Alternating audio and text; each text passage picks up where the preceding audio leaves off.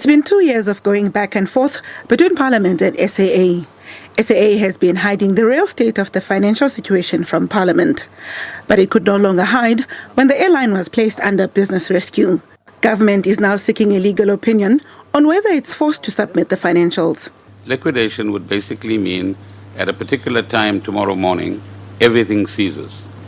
Planes are on the ground, staff are told go home, you have no pay, creditors are going to line up, but we'll get a legal opinion on this and we'll come back to you on that.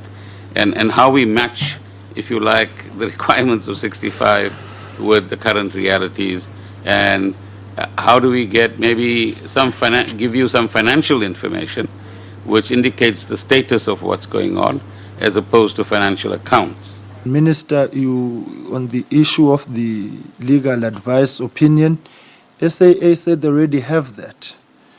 And we asked for it and we didn't receive it. But it must be very clear to yourselves and SAA that we seated here are not in agreement with a prolonged non-submission of non-financial statements.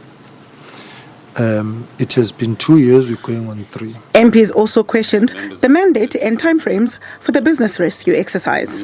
Liquidation, it is not on our scorecards or in the table at this current juncture.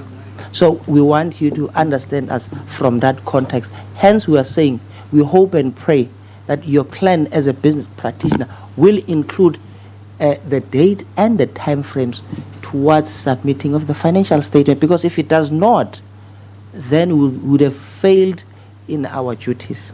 The business rescue practitioners have been given 3 months to give a detailed report in April. They're also expected to give possible solutions on the way forward for SAA. Asante Mbeche, SABC News, Parliament.